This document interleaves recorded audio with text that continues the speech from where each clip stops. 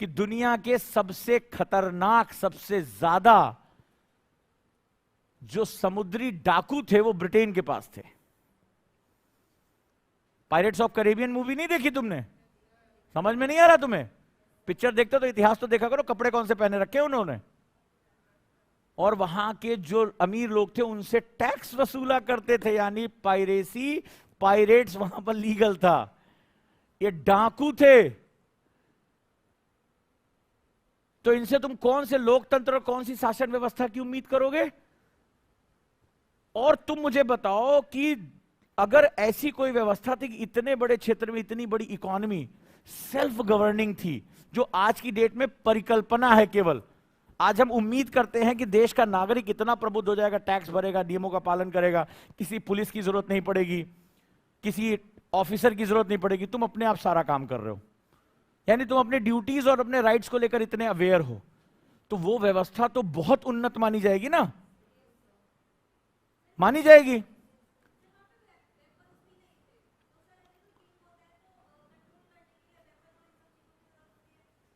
तो कभी हमें सोचने के लिए क्यों नहीं प्रेरित किया कि वेपन्स क्यों नहीं है? यानी कोई चोरी नहीं कर रहा है, कोई गलत काम कर ही नहीं रहा, दंड किसको दें? यही शासन की सबसे ऊंची परिकल्पना, आदर्श परिकल्पना मानी जाती है। और ये हजारों साल पहले अगर भारत में थी, तो उनकी सभ्यता हमसे महान कैसे हो गई, जिनके पास दुनिया के सबसे बड़े समुद्री डाकू हैं? वर्ल्ड की टोटल पायरेसी का 41% ब्रिटेन के पास था। दुनिया के 41% समुद्री डाकू ब्रिटेन में थे। लो, जीडीपी की हम बात करते हैं, हम डाकुओं की बात कर लेते हैं।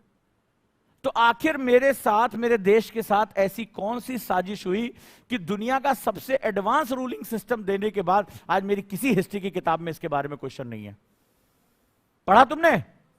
बचपन से पढ़ाया जाता है इंडस वैली सिविलाइजेशन। पहले बताओ कि इंडस वैली सिविलाइजेशन या इंडस सरस्वती सिविलाइजेशन? पहला क्वेश्चन है, क्यों नाम तुमने मिटाया? कौन सी साजिश थी? तुम्हें एक रास्ता ढूंढना था मध्य एशिया का। सरस्वती तो कैलाश की तरफ जा रही है, उल्टी दिशा है। कभी सोचना ज्योग्राफी में, तुम्हें रास्ता ढूंढना था, तुम्हें तथ्य तय करना था, तुम्हें बताना था भारतीयों को तुम इस देश के नहीं हो। इस देश में एक डिवाइड एंड रूल पॉलिसी लानी है कि तुम लोग आपस में अपने कलर के हिसाब से लड़ो, क्योंकि नस्ल जो होती, रेस का कॉन्सेप्ट, वो कहां से आता है? यूरोपियन धारणा है। हमारे यहां नस्ल की, रेस की कोई कॉन्सेप्ट हमारे यहां है ही नहीं। अरे हमारे यहां क्या काला क्या गोरा यार, सब गेहूं गेहूं, ब्राउन मुंडे, ठीक है। हमारे थोड़ा सा कम, थोड़ा सा ज्यादा, बस इतना ही है। कर्क रेखा हमारे यहां से बीचों बीच से गुजरती है। How it is possible? कैसे हुआ कि दुनिया का सबसे एडवांस शासन तंत्र देने वाला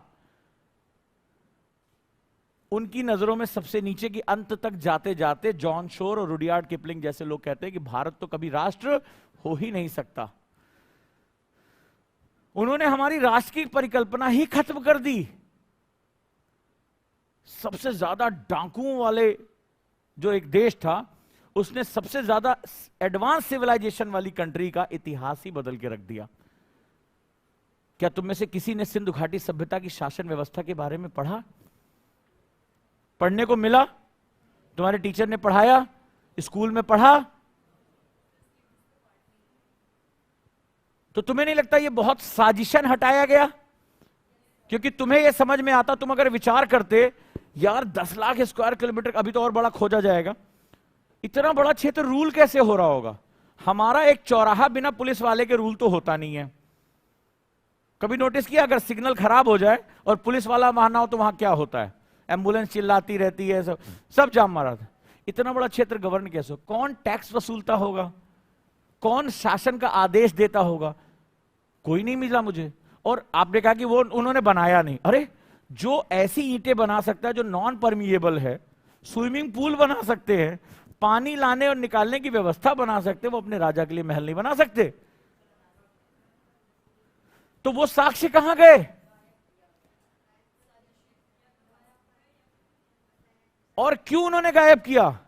क्योंकि अगर तुम्हें यह बात पता चल जाती, तो जब वो कहते हैं कि भारत को विकसित राष्ट्र, भारत को राष्ट्र की परिकल्पना हमने दी, तो तुम निकालते जूता और इधर आओ, फिर कहते अरे ये तो नया है, इससे मारेंगे तो जूता खराब हो जाएगा। फिर पूछते किसी के पास सबसे खराब वाला, तो जिसका मोजा बहुत बदबू करता है उसका जूता निकलवाते। जब वो कहते हैं कि भारत को अर्थव्यवस्था हमने दी, जो ये कहते हैं कि भारत ने चंद्रयान उड़ाया कि हमने $2 बिलियन का एड दिया, तो उसमें ढूंढवाते कि सबसे फटा जूता किसका है, और तब ढूंढते हु यू आर। जब हम शासन व्यवस्था की इतनी ऊंचाइयों पे थे, तब आप समुद्र में लूटपाट करते थे, महीनों महीनों नहाते नहीं थे, मंजन नहीं करते थे,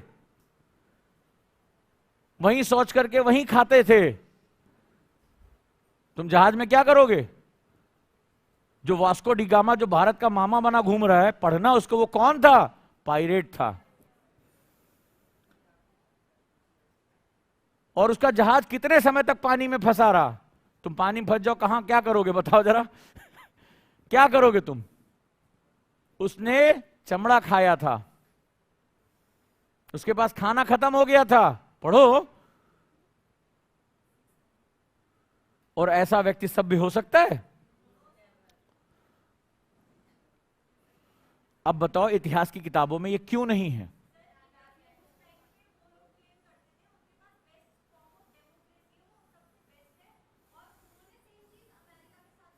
आजादी के 75 साल बाद हमें फुर्सत क्यों नहीं मिली कि हम सिंधु सरस्वती सभ्यता को उस रूप में पढ़ा सकें जिस रूप में है?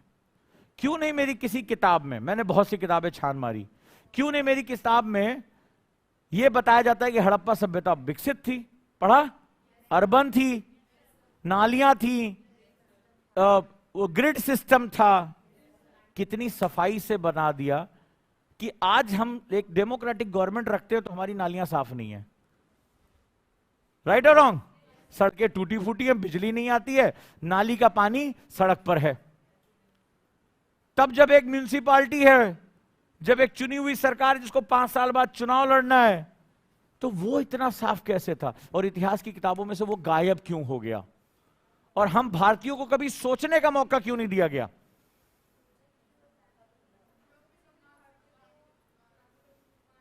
इज इट पॉसिबल प्रैक्टिकली कि आज एक शासन व्यवस्था के बिना अपने चौराहे पे हम गाड़ी नहीं पार कर सकते? अभी तुम पुलिस वाला हटा दो, 20 सड़क पे लोग गाड़ी पार कर देंगे, 20 सड़क पे पार कर देंगे, भाड़ में गया, हमारी गाड़ी यहीं खड़ी होगी। देखना कभी लोग गाड़ियां कैसे खड़ी कर देते हैं, कभी नोटिस करके देखना, निकलने की जगह तुम्हारी गाड़ी खड़ी है, पीछे से एक गाड़ी लाग, अब तुम ढूंढते हैं भैया गाड़ी किसकी है। कभी देखा ये सीन? अरे भैया जल्दी जाना है, गाड़ी का मालिक गया, पीछे तुम्हारी गाड़ी को लगा दिया, पता नहीं कौन सा साइंस है उसका कि तुम्हारी गाड़ी ऐसे खड़ी होगी, ट्रांसफार्मर में कन्वर्ट होगी, बाहर आ जाएगी, अलग ही उसका टेक्नोलॉजी चल रही है। तो मुझे तुम बताओ कि ये मेरी किताब से गायब क्यों है? तुम सोच के देखो। और ऐसी बहुत सी साजिशें हैं जो हिंदुस्तान की सबसे बड़ी ताकत को सबसे बड़ी कमजोरी में परिवर्तित कर दिया। और अकेले मैकाले नहीं हैं, इसके पीछे बहुत बहुत लोग हैं। इसीलिए जब मैंने ये फोटो दिखाई तो यहां 2 नाम लिखे, यूरोपियंस, लेफ्ट हिस्टोरियंस। तो वक्त आ गया कि अब बात की जाए इस पे। तो इस क्लास का जो मकसद होगा तुम्हारे अंदर का वो आंदोलन पैदा करना है। कम से कम तुम सही रूप में अपने देश के बारे में बात तो कर सको, समझ तो सको, प्रश्न तो पूछ सको कि हुआ क्या हमारे साथ। क्योंकि ये गर्व के पल हैं। 2030 तक हमें इस गर्व को हम नहीं बढ़ाएंगे तो आगे चलकर 2047 की फसल हम नहीं काट पाएंगे, हम विकसित राष्ट्र नहीं बन पाएंगे। और फिर तुम्हें पता चलेगा यूरोप में बैठे बैठे उन्होंने जितने भी शब्द गढ़े, वो सारे शब्द हमें फंसाने के लिए, वो सारे शब्द। कभी पढ़ना प्रोजेक्ट जोशुआ, ये हमें धर्मनिरपेक्षता सिखाते हैं ना हमारे नेता, आंख बंद करके कि अंग्रेज ने बोला तो सही बोला होगा। अभी यूरोप में इस प्रोजेक्ट के खिलाफ आवाज उठी, प्रोजेक्ट जोशुआ। पढ़ना, और पढ़ के जो तुम्हें पता चलेगा तो मुझे आके बताना कि सर प्रोजेक्ट जोशुआ क्या था, कैसे काम कर रहा है। और खोजते खोजते तुम मणिपुर में उतर जाओगे कि आज जो खबर आई है कि इतने लोग मार दिए गए, और ब्रिटेन वहां यूरोप में बैठ के, कल अखबारों में आया कि हम मणिपुर की चिंता पर स्थिति पर बहुत कंसर्न रखते हैं, और जब तुम प्रोजेक्ट जोशुआ में घुसोगे तब तुम्हें समझ में आएगा कि ये समस्या वो वहां बैठे बैठे हमें देके जा रहे हैं। ये समस्या इस देश की नहीं है, वहां बैठे बैठे गवर्न हो रहा है। पढ़ना कभी उसके बाद, तो तुम्हें इतिहास की साजिशों के बारे में पता चलेगा कि सबसे निकृष्ट सभ्यता जो थी वो सबसे उत्कृष्ट सभ्यता के सर के ऊपर कैसे बैठ गई, इतिहास की वो साजिश, और उसमें भारतीय भी उतने शामिल हैं। और आज मुझे हिस्ट्री की कोई भी किताब दिखा देना, एनसीईआरटी से लेकर किसी भी किताब में, कि सिंधु घाटी सभ्यता की शासन व्यवस्था के बारे में बात क्यों नहीं हुई।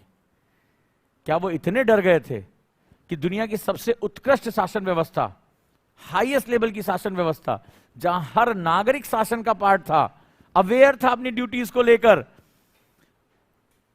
उसको उन्होंने सिर्फ फोकस कर दिया कि तुम नाली देखो, बाथ देखो, फलाना देखो, निकलो यहां से। और हम में से किसी को नहीं बताया गया कि हम प्रश्न पूछें, और अगर हमने प्रश्न पूछ लिया तो 42nd कॉन्स्टिट्यूशनल अमेंडमेंट में एक वर्ड डाल दिया, ये तो सेकुलर नहीं है। भारतीय संस्कृति के बारे में जानने वाले को एंटी सेकुलर बोल दिया गया इस देश में, क्योंकि जब तुम प्रश्न पूछते तो पूछते कि आखिर इतना बड़ा क्षेत्र शासित कैसे होता था, तो बोले था लेकिन उसके बारे में पता नहीं। बोले जो इतना कुछ बना सकता है वो अपने राजा के लिए एक महल नहीं बना सकता, उसके लिए एक तलवार नहीं बना सकता। तुम कहते हो कि मेसोपोटामिया की सभ्यता से हमारा व्यापार था, यानी इतनी दूर हम जहाज, नाव, इन सब से जाते थे व्यापार करने के लिए, हमारे पास मुद्रा थी, तो हमारे पास शासन व्यवस्था नहीं थी, सेना नहीं थी। क्या परिकल्पना थी वो, जरा सोच के देखो। और अगर उनको रूलिंग का कोई ऐसा मेथड पता था तो ये तो दुनिया का सबसे बेस्ट मेथड है, सबसे बेस्ट मेथड है। तो वेस्टर्न ने हमें क्यों डेमोक्रेसी दे दी? तो प्रधानमंत्री ने कहा कि भारत ही लोकतंत्र की जननी है। लोकतंत्र मतलब लोगों के द्वारा तंत्र स्थापित जब किया जाए, everybody is part of ruling, this is known as लोकतंत्र। यही तो डेमोक्रेसी है, everybody is part of ruling. I am the part of ruling, you are the part of ruling. It is not about the giving the vote, forget it. ये ऐसा नहीं कि आपने vote दिया और भूल गए। आई am the part of ruling, I am responsible for my own community. तो भाई मैं इस क्लास में यही सिखाऊंगा। मेरे साथ आप बहुत रोलर कोस्टर राइड से जाओगे, तो सावधानी से इस क्लास को करना मेरे साथ। इतिहास की बहुत सी ऐसी साजिशें तुम्हें पता चलेगी। तुम्हें पता चलेगा कि यूरोपियों ने जब इतिहास लिखा तो नस्ल का प्रयोग क्यों किया। नस्ल तो हमारे यहां है ही नहीं है, ये यूरोप के इतिहास का पार्ट है। और जब वो आए इस देश में तो बहुत ही मेस्मराइज हो चुके थे। उन्हें समझ में आ गया कि ये बहुत ही एडवांस सिविलाइजेशन है, बहुत एडवांस सिविलाइजेशन है, नहीं पकड़ में आएगी। हम ये समुद्री डाकुओं से पकड़ में नहीं आएगी। और हम भारतीय बात कह ही नहीं पा रहे। तुम्हें पता है दुनिया में सबसे ज्यादा चोरी का माल किस देश में है? ब्रिटेन में। दुनिया का सबसे बड़ा ऑर्गेनाइज थीफ ब्रिटेन है। उसके म्यूजियम में दुनिया की सारी कॉलोनीज का बेस्ट से बेस्ट सामान पड़ा हुआ है, और वो दबंगई के साथ रखे पड़ा हुआ है, क्योंकि उसने यही काम किया। जिस देश में गया उसको उसके इतिहास पे शर्म करना सिखा दिया। दुनिया का सबसे स्ट्रक्चर थीफ कोई और है तो कौन है? ब्रिटेन है। खुल के तुम्हारा सामान चुरा के अपने विंडो में लगाए हुए, बोले जो करना कर लो, क्योंकि तुम्हें पता ही नहीं कि तुम्हारी धरोहर है, तुम्हें पता ही नहीं है इसका महत्व क्या है। तुम्हें तो वो मूर्ति, तलवार, खटार ये तुम्हें लग रही है, बगनखा, पर वो है क्या तुम्हारे इतिहास का पार्ट? क्योंकि तुम्हारा इतिहास इन्हीं साक्ष्यों पे लिखे जाने वाला है। वो जब तलवार हाथ में लोगे तब तुम्हें पता चलेगा इसमें तो 8 धातुएं मिली हुई हैं, और इसकी जो कठोरता है वो बहुत ज्यादा है। तो फिर अगला क्वेश्चन पूछोगे, अरे भारतीयों को मेटलर्जी की बड़ी नॉलेज थी, इसका मतलब वो धातुओं को सही तरीके से मिक्स कर लेते थे, एलॉयस को मिलाना जानते थे, टेम्परेचर जानते थे। वो भाई इसका मतलब है इनके पास कोई एडवांस साइंस था। तो ले गए चुट्टे, ठीक है, ले गए। तो इतिहास की साजिशों को यहां तुम्हें समझने को मिलेगा।